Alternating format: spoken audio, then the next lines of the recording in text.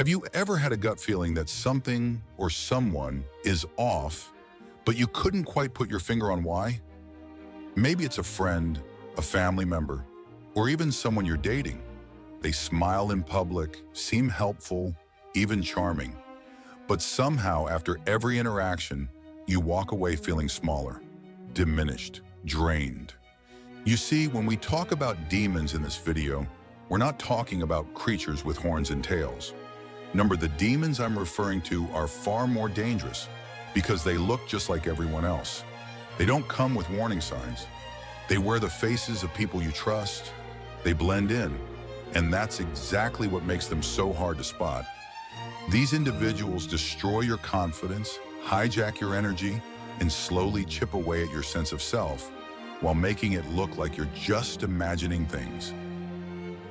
And the worst part, most people don't realize what's happening until years have gone by, until the damage has already been done. Now, maybe you're thinking, but I'm smart. I'd know if someone was manipulating me. I used to think that too, until I learned the hard way that intelligence doesn't protect you from emotional predators. It just makes the game more complex. That's why what I'm about to share with you is so important.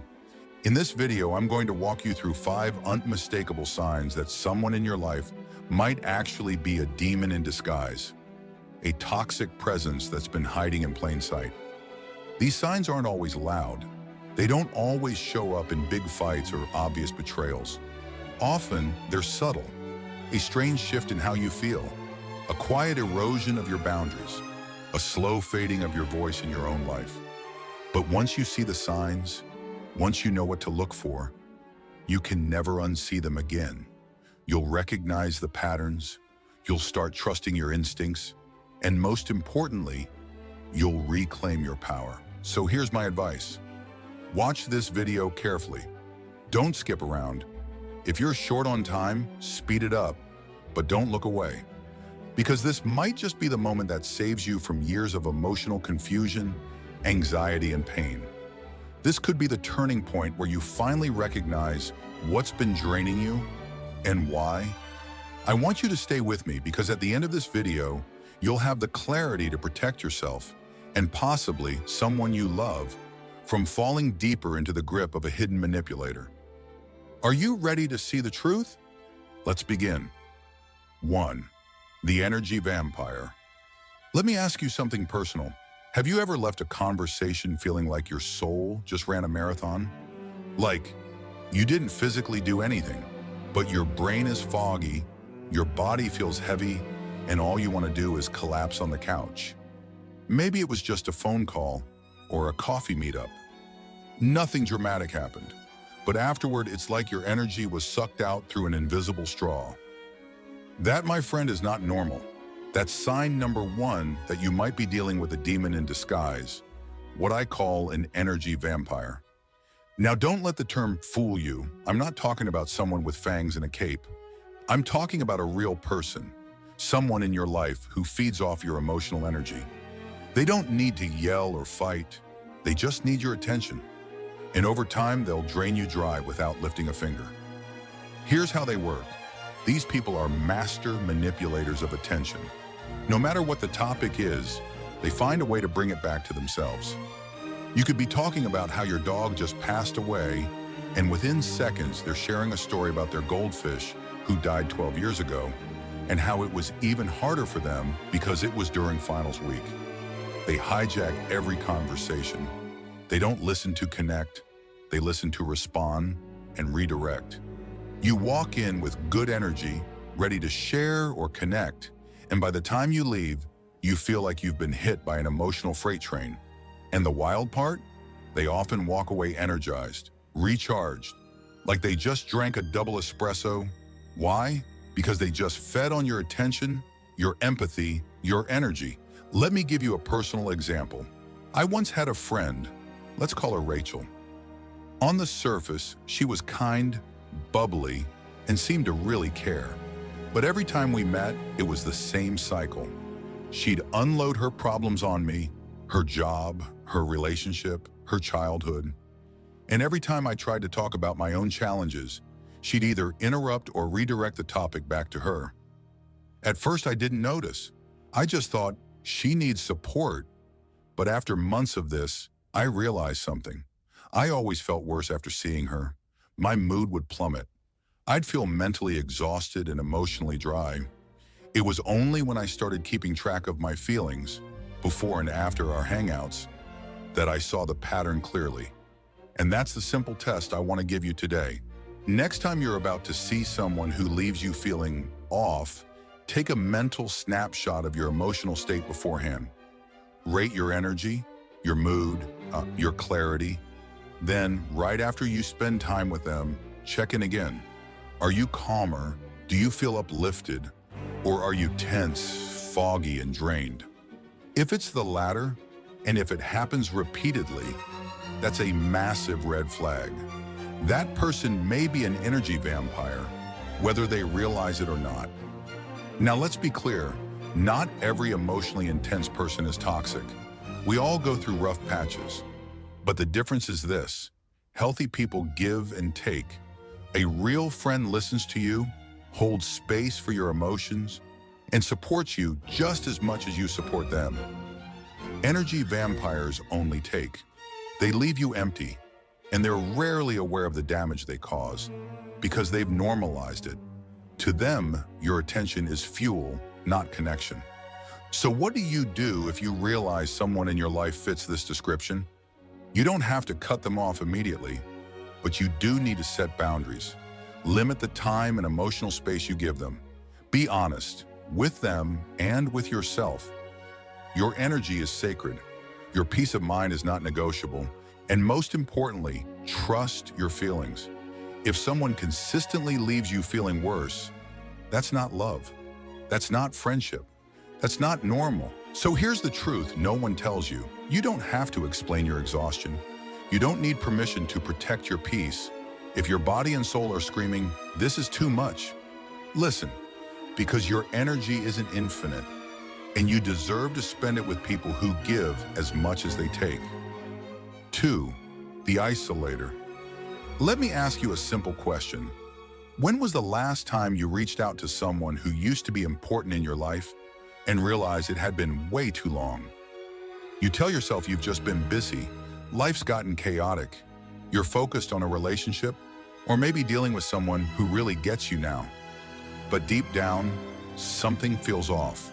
The circle of people around you, it's shrinking, and not in a good way. That brings us to sign number 2. You're being isolated from the people who care about you. One of the most sinister tactics toxic individuals use, especially those I call demons in disguise, is subtle, strategic isolation. And here's the scary part. You rarely see it happening until it's already done. This kind of isolation isn't loud. It doesn't come with ultimatums or obvious threats. It comes with small, almost invisible comments that plant seeds of doubt. You ever notice how your best friend only calls when they need something? Your brother seemed kind of annoyed the last time you mentioned your new project. I don't think he really supports you. Honestly, I'm the only one who truly understands you. We're different, you and me. At first, these comments might seem like genuine concern, but over time, they build a wall between you and everyone else. You begin to question people you've trusted for years. I saw this happen to someone I cared about deeply. Let's call her Mia. Mia was vibrant. She had a close-knit family, a tribe of childhood friends, and a laugh that could light up a room. Then she met someone who seemed, at first, to be the best thing that ever happened to her. Charming, attentive, always saying the right things. 6 months later, she was different. She stopped showing up to game nights, stopped answering calls from her mom. Every time someone tried to reconnect, she'd say, "It's just too much right now. I need space." But we knew something wasn't right. That new relationship, it became her entire world. And the worst part? She truly believed it was her own decision. That's how effective these people are. They don't push you into isolation. They guide you there and make it feel like your choice. They use guilt to twist your emotions. "Oh, you're going to your dad's birthday instead of staying with me while I'm upset? I see where I stand now." Or even, "You're always choosing other people." It's like I'm never your priority. And when you start pulling away from others, canceling plans, ghosting messages, avoiding family, you may not realize you're slowly becoming dependent on just one person, the person doing the isolating. Here's the hard truth. Isolation isn't love. It's not protection. It's not just wanting more time with you. It's control. And once they've created a world where you only have them, they have all the power. So how do you know if this is happening to you? Take a moment and really reflect.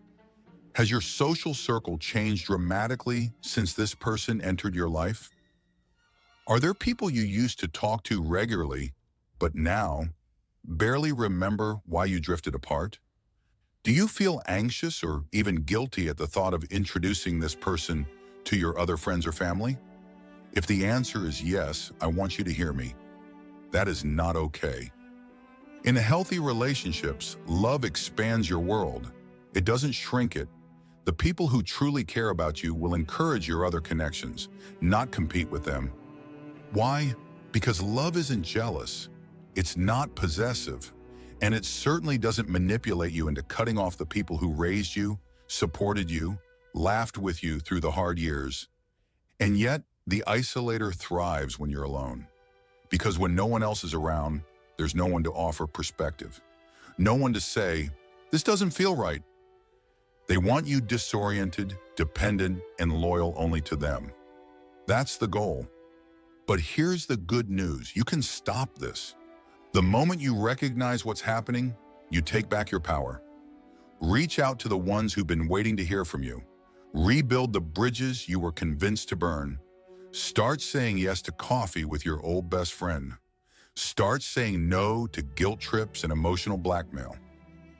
Because you deserve to have a full, rich life surrounded by people who actually care for you, not just those who claim they do. 3. The reality bender. Have you ever had someone look you straight in the eyes and completely deny something you know happened? You remember the moment. You remember the words. You remember the feeling in your gut when it happened. But when you bring it up, they say, that never happened. And not in a joking way, with full seriousness. And suddenly, you feel crazy. That, my friend, is gaslighting. And it's sign number 3 that someone in your life might be a demon in disguise. The reality bender. This is one of the most dangerous forms of manipulation because it attacks something sacred, your mind, your ability to trust yourself, your memory, your perception. If someone can make you doubt your own reality, they can control just about anything. Here's how it usually works. Let's say you confront them calmly about something hurtful they did or said. Instead of taking responsibility, they flip the entire conversation. You're imagining things. I never said that. You always twist everything. By the end of the argument, you're no longer angry. You're apologizing. You're the one in tears, and they're calm, almost amused. Sound familiar? It's not just denial, it's psychological warfare. These people are masters at rewriting history to fit whatever story makes them look innocent. Or worse, makes you look like the problem. They'll promise something, break that promise, then later insist they never agreed to it. They'll say cruel things in the heat of the moment and then claim, that's not what I meant. You misunderstood me. And here's where it gets really scary. When someone gaslights you enough times, you start to believe them. You stop trusting your instincts. You question your memory. You wonder, am I just too sensitive? Am I overreacting again? That slow erosion of your inner compass, that's exactly what they want. Because once you doubt yourself, you stop standing up for yourself. You become dependent on them to define reality. And when that happens, they can twist you into any version of yourself that fits their control. I know this one deeply. I've lived it. I was once in a relationship where every disagreement ended the same way. I felt insane. I'd bring up something that was bothering me, and somehow, within minutes, I was apologizing for being too emotional, too dramatic, too much. I started writing things down, just for myself. And that's when it clicked. I wasn't crazy, I was being gaslit. That leads me to one of the most powerful tools you can use against a reality bender. Keep a private journal. Not a diary of feelings, but a log of facts. Write down dates, conversations, promises, incidents. Keep it private, keep it safe, and treat it like your personal reality anchor. Why?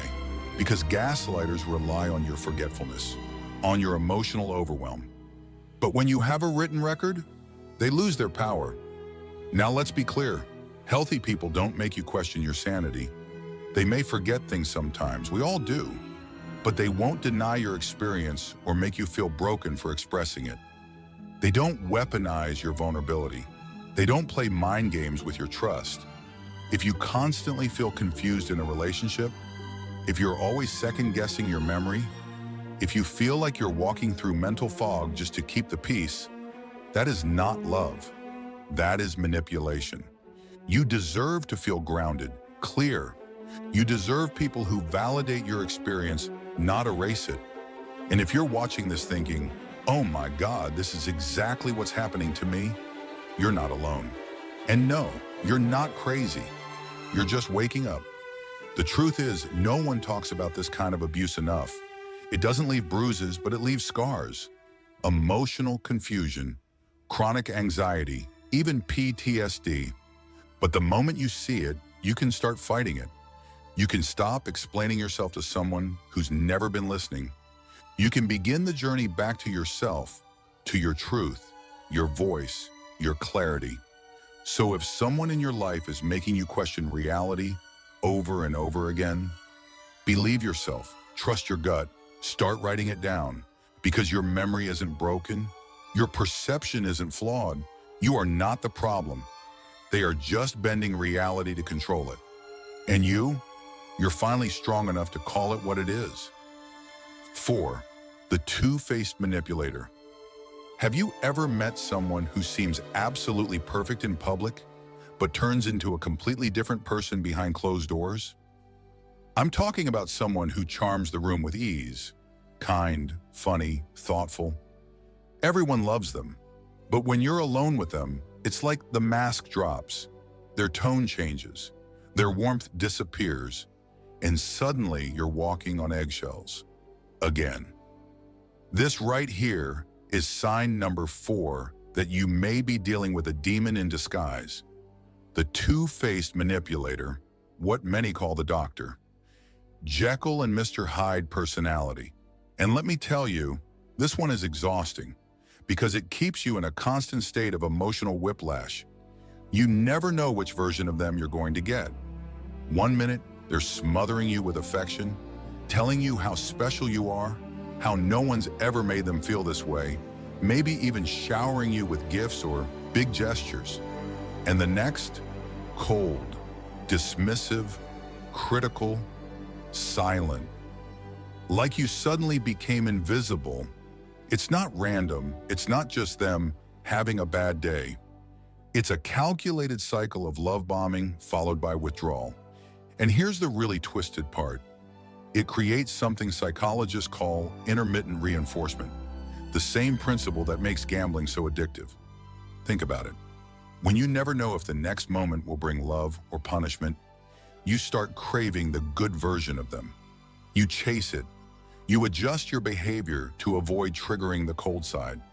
You suppress your voice, your needs, even your truth, just to get back to the version of them that makes you feel seen again. But that version, it's a tool, a hook. It's not real. It's bait designed to keep you emotionally trapped. I've seen this happen to a friend of mine. Let's call her Sarah. In the beginning, her partner was everything she ever dreamed of. Supportive, generous, playful. Everyone adored him. But then, little by little, things changed. He'd get angry over small things. He'd criticize her in private, then act like the perfect boyfriend at dinner parties. And whenever she tried to bring up how hurt she felt, he'd say she was too sensitive or making a big deal out of nothing. Sarah started questioning herself. She began hiding parts of who she was, her sense of humor, her opinions, even her clothing, just to avoid setting him off. And yet, anytime she considered walking away, he'd show up with flowers, a heartfelt apology, or a grand gesture that made her doubt everything again. That's how this works. The manipulator isn't always awful. In fact, their best moments are often so intoxicating that you begin to believe they're the real version. You think, if I could just be better, more understanding, more patient, maybe that side of them would show up more often. But the truth is this: the inconsistency isn't accidental. It's the manipulation. They want you confused, off balance, hoping, waiting, chasing. Because as long as you're focused on trying to win their love, you won't focus on the way they're controlling you. So what can you do? Start by tracking their patterns. I'm serious. Write it down. What triggers their warmth? What triggers their cruelty? How long does each phase last? What do you feel during those shifts? When you see it in black and white, the emotional fog begins to lift. You realize this isn't love. It's a game, a cycle, a system designed to keep you small, unsure, and dependent. And here's the truth you need to hear right now. Real love is consistent. It's not perfect. People have moods. We all have bad days. But someone who truly cares for you doesn't adore you on Monday and degrade you on Tuesday. They don't praise you in public and punish you in private. They don't use affection as a weapon and silence as control. So if you find yourself constantly bracing for their next emotional switch, constantly trying to keep the peace or avoid setting them off, that's not a relationship. That's survival. You deserve better than that. You deserve emotional safety. You deserve love that doesn't make you doubt your worth or lose yourself just to feel okay. The two-faced manipulator feeds on your confusion, but once you name what's happening, once you see the pattern, they lose their grip, and you start to remember who you were before they taught you to be afraid. 5. The soul stealer. Let me ask you something you may not have considered in a long time. Who were you before they came into your life?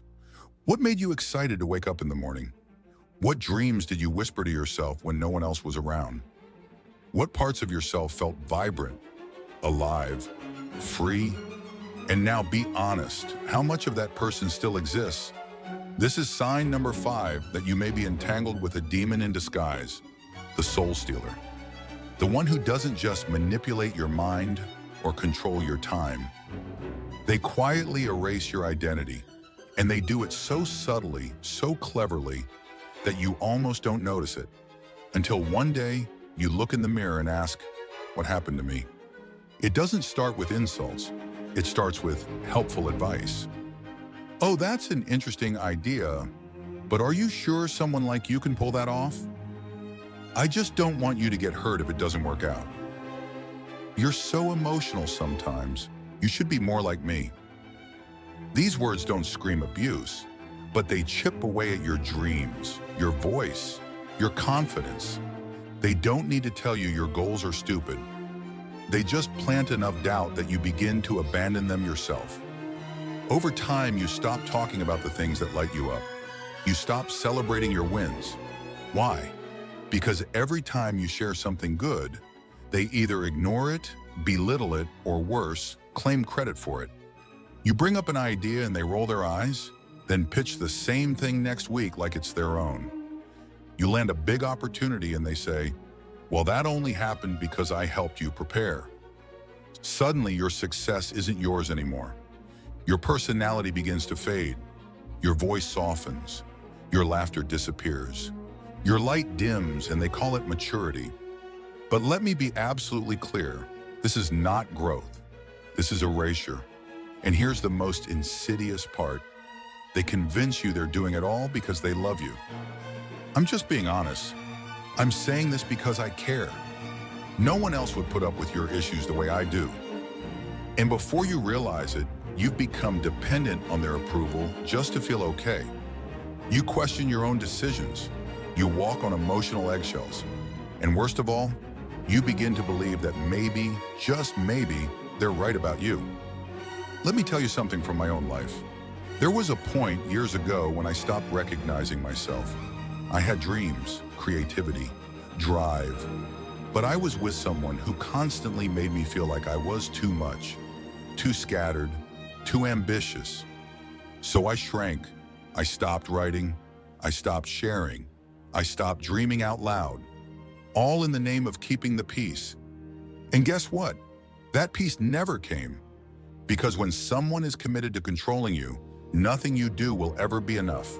You lose yourself piece by piece until one day, you're just a reflection of what they want you to be. But here's what they don't want you to know. That person you were before, that version of you, they're still in there. Maybe buried, maybe bruised, but not gone. Your passions are still real. Your voice still matters. Your dreams are still waiting for you to return to them. And no one has the right to take that from you. So how do you begin to recover? Start by listening to yourself again. Notice which parts of you you've silenced. Pay attention to how often you second-guess yourself and ask, whose voice is that in my head? Mine or theirs? Then take small steps to reclaim who you are. Speak up. Create something. Reconnect with an old passion.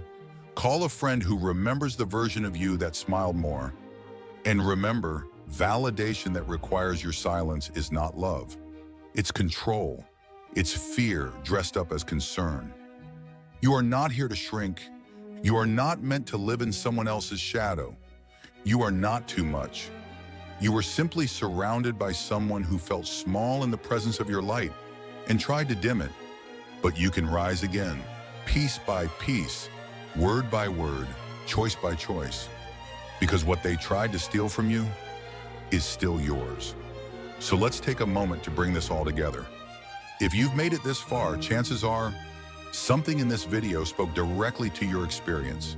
Maybe you recognize someone in your life, or maybe you recognize yourself, the version of you that's been slowly fading, slowly doubting, slowly shrinking under someone else's influence.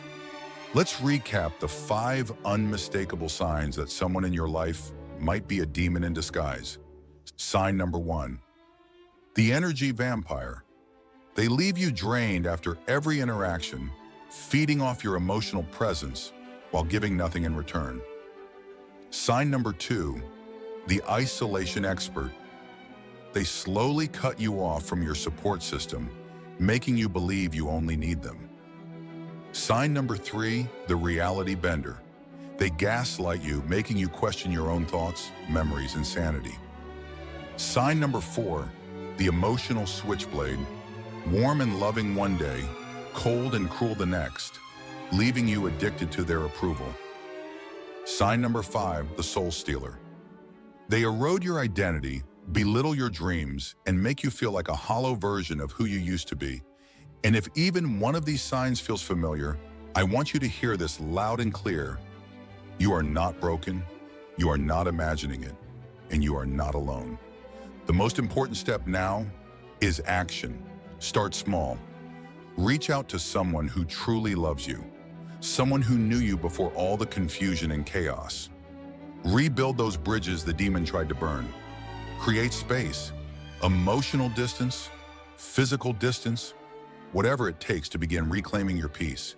In some cases, that may mean setting strong boundaries. In others, it might mean walking away entirely.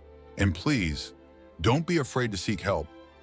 Therapists who specialize in emotional abuse, support groups, or even trusted mentors can help guide you through the healing. There is strength in asking for support, and there is power in naming what's been hurting you. Because here's the truth. You deserve relationships that nourish, not drain. Connections that expand, not shrink. People who celebrate your authentic self, not try to rewrite it. Don't let anyone convince you otherwise. And if this video helped open your eyes, even just a little, share it. You never know who in your life might be silently suffering through the same patterns, unsure of what's really happening. Your share might be the lifeline they didn't know they needed. Before you go, hit that subscribe button so you don't miss any future videos on healing, clarity, and emotional freedom. Leave a comment below. Tell me which of these signs resonated with you the most, or just let us know you're starting your journey back to yourself. And if you found this message powerful, like the video, so it reaches more people who need it. This is more than just a video. It's a conversation, a community, a reminder that you're not powerless and you never were.